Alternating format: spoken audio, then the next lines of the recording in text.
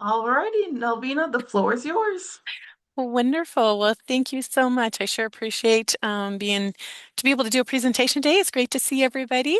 So my name is Melvina Heck. I'm with K Bay. It's Korean Women's Association. We are a nonprofit, multicultural social service agency. So we are multicultural. We have a lot of different offices. We have 16 different offices in your area with Olympic Connect. It's probably more our Port Angeles office, our Sequim office. We have a Port Townsend office. We have a Bremerton office. Probably closest after that would be maybe our Grace Harbor location. But we do have 16 office locations. So I've been with KDB for about 21 years. I work with all the different programs. I especially work with the home care program. With also, if you have client questions about clients or services or KDB services or how to get client services, also with employment opportunities. So we have a lot of different employment opportunities, especially healthcare employment opportunities and caregiver opportunities. So everyone should be able to see the slide, the presentation. Also, I've requested that this slide be provided to you through email so that in case you want to review any of the information. Also, I've sent out through email our brochure, the KDB brochure too. And our KDB brochure, you're welcome to forward to anybody in the community. And we have flyers too, like employment flyers. You'll be able to forward those out in the community too. So you don't have to try to remember all this. So KDB has actually been around 54 years almost now. So we started just as a small organization with a group of women, just helping with community services, and it has grown from there. So now we serve over 20,000 people. We have 1,700 staff, and now we have 16 offices. We just opened a new office. So I'm going to go to the next one, slide, just talking about caring for community. Really, the different support that we provide with our different programs. We have a health homes program, social services. We have meal sites. We have subsidized housing for low income and subsidized income. We have a domestic violence shelter. We have home care offices. In every location, we have a home care office. In some of the locations, we don't have the social services piece to it, but every location has our home care office. I'll talk a little bit about the second slide. Our third slide is just again talking about some of the services more in detail that we do with our social services. We have citizenship and naturalization, which is awesome. That's an important topic right now, but we assist with all that. We have a health homes program. There's a wraparound program that helps our clients in our community with more just wraparound services. Our senior meals are wonderful. We have several senior meal sites, housing, domestic violence shelter. Again, our home care is in all the locations, and of course, employment opportunities. So we have amazing employment opportunities. I'll talk a little bit about that. So it's talking about independent living. So the difference with us is with our in-home care, our clients are in their home. Usually they're one, we assist with one person in their home or in their apartment. They might have a cane, they might have a walker, they might have a wheelchair. We assist with some standby assistance, and it talks about the different assistance that we help with, maybe some dressing, undressing, toileting, showering, maybe meal preparation, medication reminders. So our clients want to stay in their home. They don't want to be in a nursing home. They don't want to be in a rehab. They don't want to be down a hallway with 16 other people. They're one person in their house or in their apartment that we assist with. And we are able to assist with their activities of daily living, assist with essential shopping for them, and our caregivers are trained. So our clients are could be anybody in your communities.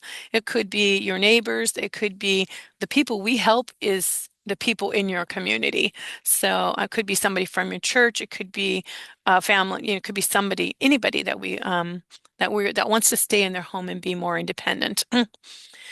So, talking a little bit more about our the programs. K Bay is a nonprofit, and so we contract with a lot of the state programs. So, like the COPES and the Respite and the MPC, developmental disabilities. So, our clients could be any age. They could be 6 years old to over 100 years old. They could be an 8-year-old girl with autism that maybe needs some standby assistance with food, meal preparation, or helping to make sure they don't choke and encouraging them to swallow some water and stuff like that. It could be a 30-year-old that was in a car accident, and we're helping maybe with put on their brace splints on their ankles, or maybe helping them with some food assistance or medication reminders or standby assistance. So our clients could be from a diverse of the different programs, and they could be any ages. So our clients again are they're not at a nursing home level of care where they required 24-hour care or 24-hour nursing. They're more independent in their home or apartment, but the difference is being able to come in and assist with some activities of daily living tasks and assistance to be able to provide to help them to stay home. So there's some of the different programs that we do. Being a nonprofit is highly beneficial for the community because we are really able to help the community with a lot of the different programs. The next slide just talks about some of the different locations that we have. We now have 16 offices. We just opened up another office in Renton this last month. So that talks a little bit about the home care. I'm also going to talk a little bit about employment opportunities. So we really encourage everybody to apply. That's the first thing. We'd love for you to call, and if you have anybody that's looking for employment, to definitely apply online at the www.kbaycares.org, which it will be in here. That's the first thing. And they can apply on their phone, they can apply on their computer, but apply.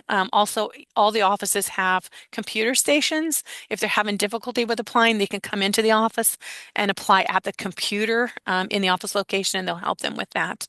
They also can call any office and ask questions anytime they want, which is awesome. How many times if somebody's looking for employment and you're like, well, I really like to ask questions, and you have nobody to ask a question to? So with us, we're very open and would love to answer any questions. Great wages. Everybody wants great wages. $22.63 to $26.97 an hour, which is amazing.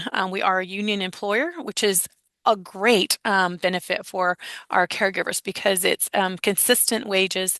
They're always wanting more benefits and more higher wages for our employees. So our caregivers are able, every 6 months, they get a raise. Also, if they have any experience when they are hired, they will make more money. So depending on the amount of hours of experience that they have, they will start at a higher level. And then also, if somebody maybe thought, well, I don't know if this is something I want to do or not, if they don't have experience, that is okay. That is okay. We still would like to have them apply. We can do the training. We train. So we train the caregiver certification training, the test, the license, and then we give them a paycheck for 75 hours for the training. So the training is a 75-hour training, but they are paid for that. So that's wonderful, is that they don't have to pay for their own training or their test or their license. That is completely paid for. So if they don't have experience, we still encourage them to apply. If they have experience, we encourage them to apply. Or if they're somewhere in the process, like maybe they took a class and the license expired, or they helped 10 years ago or something, let us know. Also, a relevant thing too for employment is if they've done anything caregiver related, even if they weren't paid, maybe they helped a cousin that was autistic or a mother that had cancer. They can write that, even if it wasn't employment paid, on their whenever they apply, that they have that experience because that is relevant. It still is experience. So we do pay for all the training and we invest into our staff and would love to have them apply. So that talks a little bit about the employment. We'll talk a little bit about matching too, but I'm going to the next slide now. As soon as we hire our staff, or we hire our healthcare staff, our caregivers, we immediately assist them with a 5-hour. We do a 2-hour orientation with them, which is the hiring and orientation process. We do a 5-hour DVD with them, which talks about what to expect the day of a caregiver and the training of the caregiver. They paid for both, all of that. And they can start, and we schedule them into their training. But as soon as they're hired with us, we can start working with them. And the law requires that within 4 months they complete their training, within 6 months they complete their tests and they get their license. But right up front, we start with orientation training paid, the 5-hour caregiver training paid, and they can start working with our clients and start making the income. People want to make the income now. They don't want to have to wait until they fully have their HCA license to start working. So with us, it is a home care aid state certification license, but they can start working right away and earning a paycheck while they're going through their classes. The next slide just talks about our dedicated staff. So we called employment coordinators. They are hiring staff for our caregivers. If anybody applies for a different position, maybe there's a coach position or a supervisor position or a different position, that would be our human resources that hires those staff. Everybody has to apply online, but the employment coordinators are in the local offices and all the offices, and they are the hiring staff that hire the caregivers. So they're the ones that you can call and ask any questions anytime. You can ask questions before you apply, after you apply. Definitely after you apply, I would definitely call the office and touch base, communicate with them, because maybe not all your questions were answered on your application, or maybe they have more questions. So definitely feel free to follow up with them. So our next slide, let me move down a little bit. Comprehensive benefits. So it just talks about with our caregiver positions that we do offer healthcare insurance. So it is paid healthcare insurance benefits. So it's medical, dental, vision, and prescription, and a new pair of shoes. So how awesome is that? Most employers can't afford to pay their employees healthcare insurance. That's the number one thing. They'll say, "Oh, I'll pay you this," but there's no healthcare insurance. And your health is super important. You're the only one that's responsible for your bills, that's going to pay for your bills, your food, clothing, and shelter. So making sure you're healthy and able to be able to assist other people in the community is important. So we pay for medical, dental, vision, prescription, and a new pair of shoes also. Um, and it's accessible to part-time and full-time caregivers. So whether you're part-time or full-time, you're still have the availability of insurance benefits.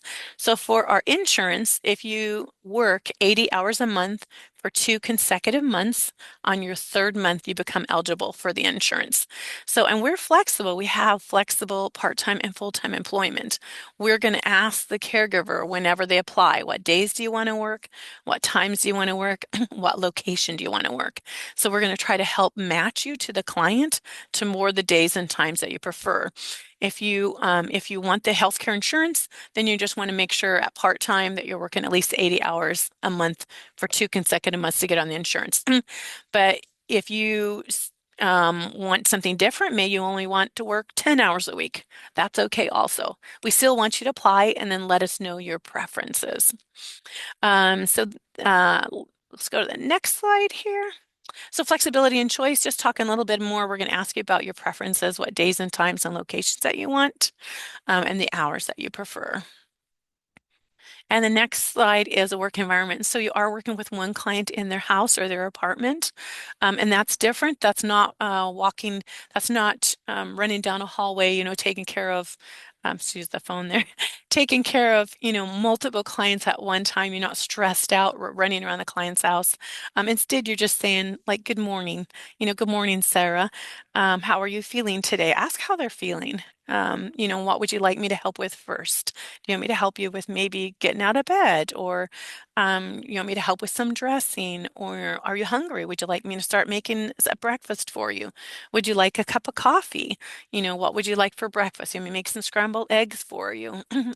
Let's not forget your medications. Let's Coach Q remind you on your medications. It's a more relaxed atmosphere. You're not running down a hallway. and then asking the client, what you have, each client will have a plan of care, what their care needs are, and it's as needed. So you'll say, what would we like to do today? Would you like me to make you maybe some doctor's appointments? Shall I help with some housekeeping, sweep, mop, vacuum, do the dishes? Shall I make you some food for lunch? What would you like for lunch? You want me to make you a meatloaf or something? So the day is, it is a meaningful day helping them throughout the day with their daily activities, but it's not taking care of multiple clients. It's not a nursing home. It's not a rehab. It's not running down hallways. It's just a more quality, relaxed atmosphere. You are working with the same client, so you will go back to the same client. If you're doing helping the client maybe Monday, Tuesday, Wednesday, Thursday, you go back to the client each day. You're not going to multiple different clients. It would be the same client. If the client doesn't have enough hours, maybe you're working with a client Monday through Thursday, but you want more hours, you can ask for an additional client on a different day or after that shift. So maybe you're working with one client Monday through Thursday, which would be one person at a time, and then maybe you're helping a second client on Friday to be able to get the hours that you want. But you would still go to the same client or same clients each week. So it is where we match you, and that's where we ask you your preferences. Like, do you care if the client has a cat or a dog or smokes indoors? We're going to find out your preferences because our goal is that you being employed with K Bay, that you're successful and that the client also's care needs are being met too. So wonderful. It's a great, great meaningful work. And I always tell people like, what a better way to have your days in your life. I can't imagine going to some warehouse or some big industrial building and stacking pallets of Ranger or Cheerios or on a shelf. That doesn't make a difference. It doesn't change anybody's life. Or being a salesperson where you're trying to you have a boss over you all the time, like figuring out what your profits are and how much money you made. We're a nonprofit organization. So it comes back to how we treat people, how we treat our community, how we care for our clients, how we care for our staff. So next slide just talks a little bit about the work environment and some qualifications. So our caregivers do have to be 18 years of old. It is encouraged to have reliable transportation. If you don't have reliable transportation, or if you don't have a driver's license or vehicle insurance, you can still apply, but just you want to make sure you call and have a conversation with our employment coordinator, hiring staff in the office. A lot of our clients do want some essential transportation and shopping, but there are some clients, depending on the areas and the location of where they live, that maybe they either do the driving or transportation, or their family does the driving or transportation, or they might take a paratransit bus or transportation, or the caregiver rides the bus with the client on paratransit. So there's some different variables. So we always encourage you to apply no matter what, and then have a conversation with the employment coordinator, because some clients are going to ask for those services, and other clients may not need the transportation piece. The other thing is our caregivers will be trained. So you'll be trained on the home care aid state certification, the training test and the license. We also train in 15 languages, which is amazing, and everything, training test and license, and a paycheck for the 75 hours is paid for. So, and then a background check. All of our caregivers will have a background check. So I think I went too fast on there. So about applying, so we would love anyone that might be interested in applying to work with K2B to apply at the www.k2bcares.org.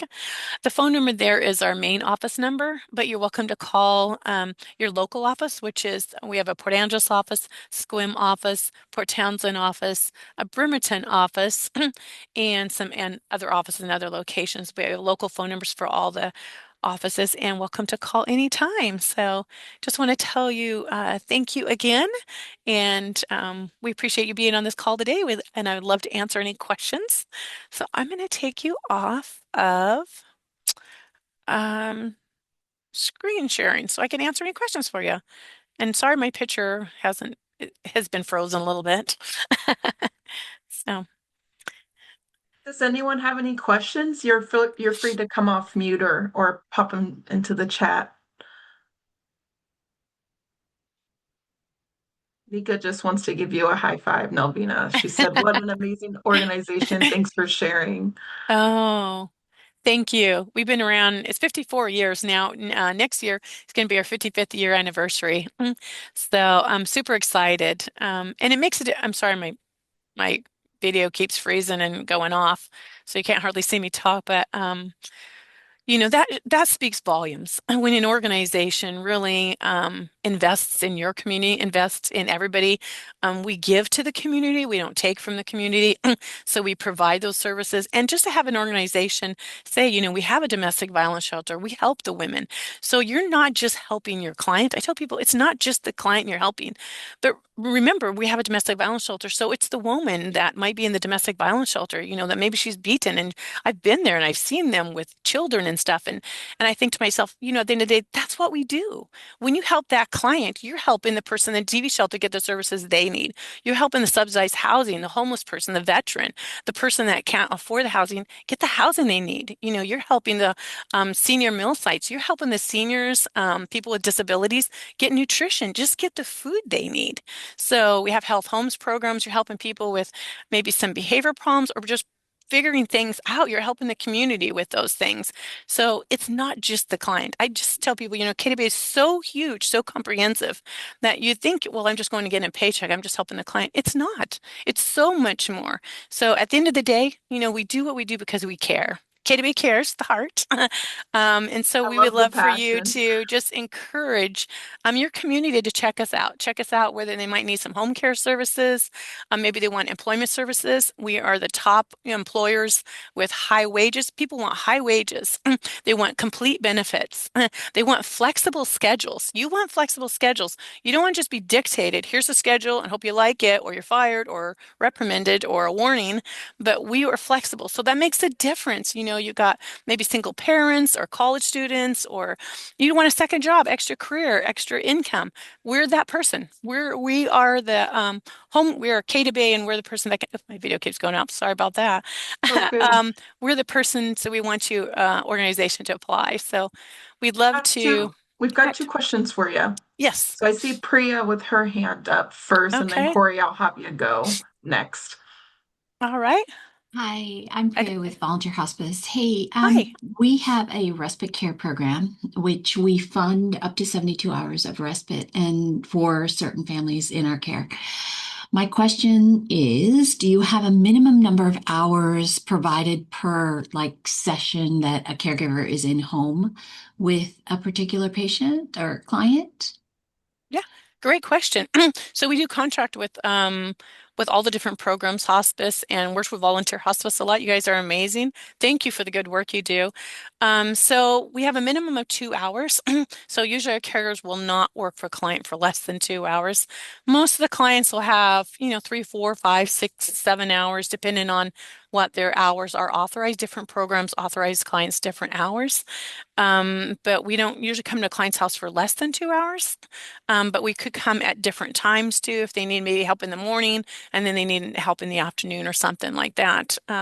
So we are very good at matching our caregivers with our clients, our caregivers' skills, our caregivers' preferences to the clients, their level of care, and what their preferences are too. It's important. We're not just shoving clients together and here's a calendar, hope you like it. Here you got, 10 clients you're going to go to, make sure you get them all taken care of. We're really focusing on that match and that care. We're a nonprofit. So at the end of the day, it's all about helping, our clients have successful care that they need and good care, quality care, and that our caregivers are good quality caregivers, that we're helping them be successful and benefit just from all the training and all the help and assistance. So our employment coordinators that hire our caregivers in our offices, yeah, sorry, my video, all they do is help the caregiver. That's all they do. They do, their job is to help that caregiver be successful with training, tests, licenses, answering questions. The supervisor, what they do is help the client. They make sure that the client's needs are taken care of. They're doing home visits and intakes. They're talking to them on the phone all the time. Everybody has the supervisor's office phone number and cell phone number, the caregivers and the clients. The caregivers and clients can call the supervisor anytime and ask questions. So you want to know if your family member December and your client has something, at the end of the shift or on a weekend, that it's not just like, oh, it's after hours. That doesn't happen with us. So we care and we're there for you. So yeah, absolutely. Great question. I see Corey and then Kimberly. You'll be after Corey. Hello, Hi. I am Corey from the Olympic Peninsula YMCA. I just had a Wonderful. question. I have had most of my clients have been on the seeking care end of the spectrum. And I'm just realizing that you said you take state insurance and everything, but I was hoping you could help me connect the dots of what that process if someone gets approved for state caregiving. Um, I'm just hoping I can help support them to the point where they actually have a caregiver in home. Yes. Do they need to then contact your organization in order to request a caregiver? Does the state assign a caregiver to them? I'm just wondering like how much more support they need between that point of approval for COPS or something like that and actually having someone come to their home. Yeah. Yeah. Great question. Great question. And a lot of times too, people will just they're like, hey, I got a neighbor. They really need help. I've been helping them, a bunch of times, but it's kind of more past me. And I'll say, start with usually with like DSHS. They need to apply. And when they apply, it'll ask you need help with food or housing or do you need home care services? However you need help. You want to apply to that. You can apply for as much as you want, but also apply for the home care services. So when they apply for the home care services, then the case manager is going to review that information and see if they financially and qualify for home care services. Once a case manager determines whether that's Department of Social and Health Services or DSHS, Aging and Disability, whatever the case manager determines that they apply, maybe under the COPS program or MPC or developmental disabilities, maybe they get 50 hours approved for services. Then usually the case manager will ask the client, where would you like your services? Do you want an agency? Do you have a friend, family, somebody you want to do the services? At that point, it'd be great to say, yeah, we would love to have K to Bay do the services. And K to Bay Home Care do the services. Then the case manager will send us that client's referral information. As soon as we receive the referral information, within 1 to 2 hours, we're already calling the client and seeing how we can be of assistance, how we can set up an initial home visit to come and meet that client. And sometimes it's a family, it's a client, but maybe it's a 10-year-old child or young client, and that there's a parent there too, so that when we can meet the parent and the child too. Our goal is to do that home visit usually within 1 to 3 days, so that we're already the case manager. When you say you want K to Bay, they will send the client's care plan to us. We contact the client. We set up the home visit and go do the home visit, usually within 1 to 3 days. We try to call the client the same day. And then within 1 to 3 days, go do the home visit. And at that point, we're going over the care plan, discussing again, the care needs of the client, exactly what they need, like preferred schedule, what days, times that they want. And then our goal is to start services like immediately. So the process is if someone needs care, the other thing is K to Bay, because we're a nonprofit, we contract with COPS, Respirant, Veterans, Hospice, Developmental Disabilities, MPC, all the different programs. We also have some insurances that we're able to accept with that. Is just tell people to, especially case manager stuff, refer it to K to Bay. Refer it to K to Bay. Just refer it all to K to Bay because there's a lot of agencies that do great care too. All agencies are needed, but they don't do some of the programs. They don't do some of the state programs. They don't do some of the respite programs. They'll do some of this, but not all of it. And we pretty much do a lot. So we're a big organization, and so we're able to assist with a lot of the different care needs. So it helps. Yeah. Thank you. I've got Kimberly and then Priya. I'll go ahead and read your question after that to keep track. Kimberly, go for it. Yvonne knows I'm always gonna ask a question, right? Awesome. So, thank you for being here today. I work with the Quilcene Fire Cares program, and we're down in Nice. South County and down in Coyle, and I have found that there are very, very few caregivers in our regional area. So you said you have a 2 hour minimum per day. What's your 2 hour minimum per week? I mean, what is your minimum per week for a client? There's not a minimum per week. So, because clients will have, different authorized amount of hours, it's 2 hours per day. It could, the client might want 1 day a week. Maybe they want 3 days a week. Maybe they want 4 days a week. And that's where we'll ask the client what's their preference of days of the week, really depending on how many hours they have.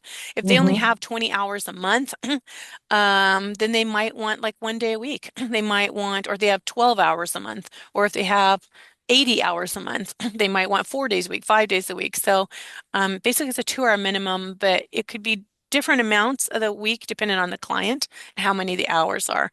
The other thing too is if we know a client, like if we get a client referral and it's in an area that's more of a remote area, we have a full recruitment staff employment helping with finding, locating healthcare workers in those areas. So we're very active on social media and Facebook, all the different social media platforms and recruitment platforms. And because we pay for all that training and stuff, we're able to usually help locate the different healthcare workers in more of the remote areas and get them trained too. And did you say how long that training takes? From the 75 time hours. So yeah, our caregiver, 75? yeah. Okay. It's a home care aid state certification training. So we Yeah. pay for 2 hour orientation. There's a 5 hour caregiver training. The home care aid state certification is a 75 hour training. Okay. And I personally have a call into KWA in Port Townsend, and I've called Okay. and left a couple of messages, and I've never heard back from anybody. So I'm wondering what I should do in that case. Montez is a supervisor. Was it regarding a new client referral too? It was trying to get information for one of our clients. Yeah, it was Oh, a week. Yep, didn't hear back. uh-oh. Okay. So let me give you Montez's phone number. I'll So, take it. yeah, it's 360 Mm-hmm. 564 Mm-hmm. 0334. That's What's the name? Montez is a supervisor. That's his office. And I can also give you his cell number, Okay. 360 316 9139. And he's in the Port Townsend office, is he? Yeah, supervisor, Port Townsend supervisor. Okay, great. Thank you I very can much. give you the local number too if you want that, just the local, No, that's okay. the one I've called and left a couple of messages and haven't heard back. Okay. The other thing too is you can, with us, you can have any of our supervisors direct phone numbers, their office numbers, and their cell numbers. So there's a KW office number for each location, but then Mhm. each supervisor has a desk number and a cell number, and we give those out, and we can give out their direct contact. Like afterwards, if you want, I can send that to you. We give out their direct contact phone number, desk phone number, cell phone number, and email contact because Great. we really want high communication with our case managers and contract monitors, everyone, so that we're communicating. Okay, thank you very much. Yeah. Thanks. So Priya's got a question in the chat. So how long Yeah. how long does the intake usually take? And then what paperwork should the client have ready for the initial visit? Like the DPOA, medical records, existing care plans, etc. Yeah, great question. So we try to make it a little more casual so they're not, freaked out. When we come, we schedule the home visit and just let them know you're just going to be maybe an hour, maybe an hour and a half or so. We have the information so they don't have to have anything ready. We actually have, usually from whatever the program is, the state program, usually there is an assessment already created from one of the state programs. If they're authorized hours from any program, then usually a care plan is with that as well. So we bring all that information information out. We bring all the intake information out too. We review the plan of care with the new client and say these are the plan of care, these are the as needed tasks, and ask any other additional questions or preferences with the client. If the client does not have a plan of care, so maybe they're like a private pay client or a client from an insurance, then we will develop, the home care supervisor will develop the plan of care and we'll ask the same questions again. And it'll go down the list like, do you need standby assistance? Do you need assistance with dressing, undressing, toileting? Do you need assistance, with walking?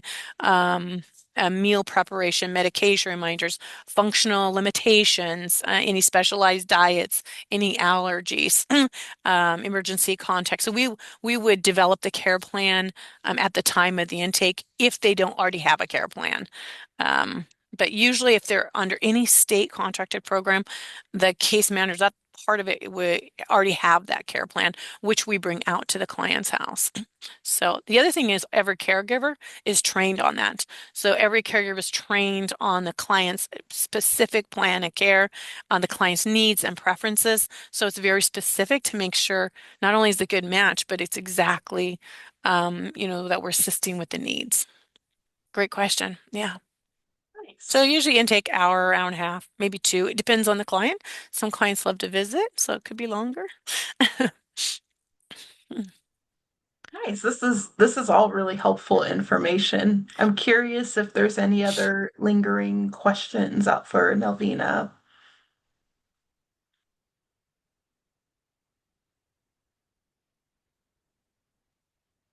Melvina, I appreciate everything that you've shared, and I've learned a lot.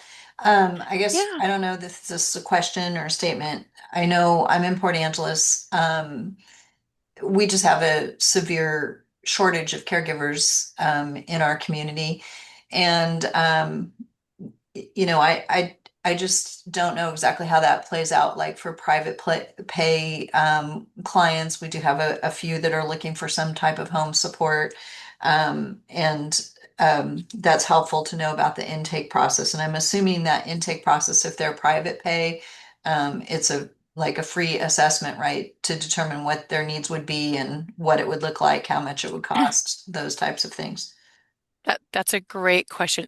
And we're a nonprofit. So yes, there's no hidden fees, no extra fees. So like if we in talking on the phone, the communication, do an initial home visit, going and meeting the client, even doing the intake, developing a care plan for them. Anytime a supervisor's communicating or coming to the client's house, or maybe supervisor meets them at the hospital before they discharge, and then they do an initial home visit when they get home with them. There's no fee for that. The only time the fee starts is when the caregiver is literally there serving the client. That is the only fee. And that is per hour that the caregiver is there. That's it.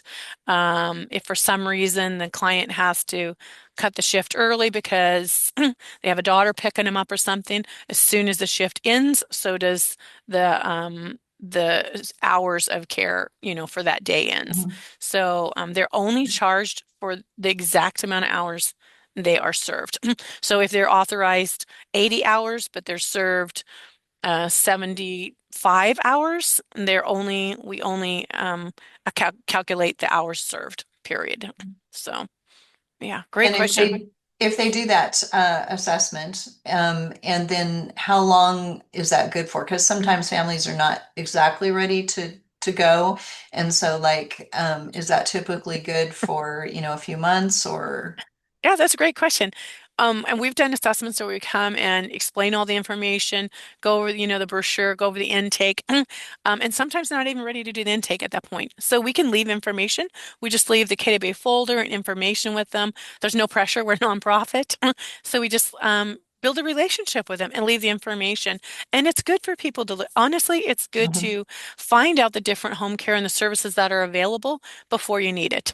It really is. And so we say, let us know. We'll talk to you on the phone. We'll provide you information. Of course, we go out and sometimes have met clients and just left information with them. Maybe they weren't ready to do the intake paperwork yet. And Mhm. then before we can start services, we would have to come back again and do the intake paperwork work with them and develop a care plan with them. And then we'd have to have a signed agreement before we start services. They can't just call and say, okay, I know you came out, but I need services. We'd have to make sure the intake paperwork authorizing us to do the services and the care plan is signed before we could start services. And the agreement saying that we're providing the services. That's if it would be a private pay. If it's a state assisted client, then we're going to do the intake paperwork with them, and they will already have the care plan. So they don't need an additional agreement because it's not a private pay agreement. We're following the state's care plan and their authorized hours. So that's a great question. Yeah. And sometimes, all agencies are needed. Sometimes for-profit companies are going to charge you initial home visits, assessments, any continued assessments, any care plan assessments, some of that stuff, which, that's all services are needed. So, Good. And I ask a clarifying question, Elvina, with following up on Nancy, to be clear, if a client does get an assessment, but then the family decides to pause, how long is that assessment good for? so most assessments are good until there's a significant change in the client's plan of care, or it's good for a year. So like when the case managers do an assessment, and they provide K-2B, like any of the state programs, and they provide K-2B with a plan of care for the client, usually that plan of care is good until there's a significant change in the client's condition, which we would notify the case manager of, and they would change the care plan. Or if it's been a year, they would automatically reevaluate, the plan of care and change the plan of care. Supervisors minimum will do 6 month home visits with every client, as well as additional communication all the time, staying in communication with our clients. But every 6 months, minimum will be at the client's house, just reviewing their plan of care and assessment needs. If there's been any changes, any significant changes, anything else that they need to be updated on. Sense. Nancy, I still see your mic off. Do you have any other follow-up questions before we switch over to Priya? No, I'm good. Thank you. Cool. I just want to make sure I didn't cut you off too early. No, that was Priya, floor is yours. Yeah, so we've been talking a lot about the sparsity of caregivers in Clallam and Jefferson, and perhaps you can't address this. I don't know. Do you have any context of in this community, Clallam, Jefferson, what the backlog is? Like how long someone might have to wait in order to get services if they are asking for, like 5 days a week versus 2 hours once a week type of thing? Do you have any context of that? I would say we try to staff as quick as we can, like immediately. With most of our clients, we're quickly following up with the assessment when we provide an assessment, setting up the home visit, going and doing the home visit and finding out what the needs are and what days and times they want. A lot of it depends on maybe what days and times they want. It might depend on the level of care. So most of our clients will use standby assistance with a cane or walker, but if they're like more like a heavier care or doing Hoyer lift or maybe, doing more bedridden care, something like that, or if they're wanting like late nights, really early mornings, weekends, longer shifts. Some of those might take a little bit longer to find a caregiver.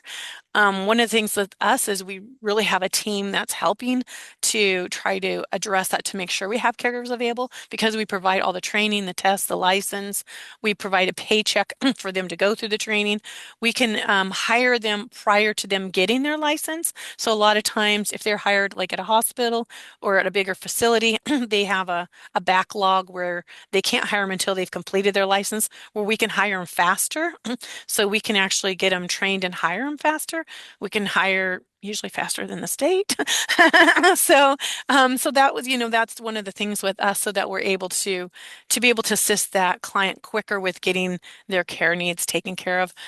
We also are very active on all the social media platforms and Facebook, LinkedIn, Instagram with working and just connecting to the population and to the communities, the people that maybe hadn't thought of maybe healthcare as a career or as a job.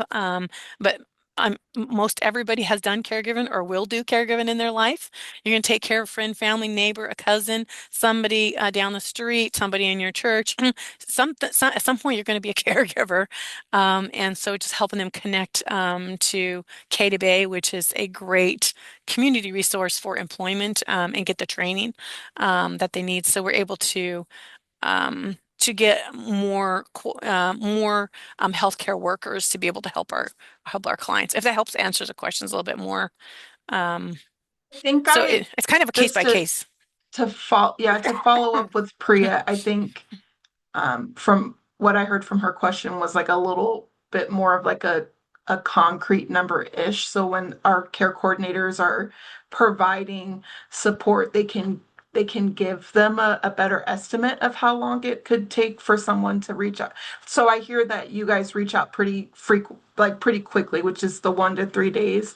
I think the piece that I didn't necessarily hear is like the assessment happens fast, the intake happens fast, but how long does it take for them to start the work? And I think that Right. I know that's like a case by case, but I'm not sure I Right. heard Right.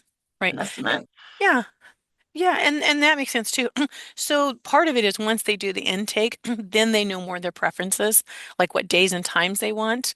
Again, it's dependent on if they want, sometimes the clients want late evenings. It might take a little bit longer. It might take a week or two to find a caregiver that's willing to work late evenings. Or if it's weekends, it might take a week or two to find a caregiver that wants to work, 8-hour shift on Saturday or a Sunday.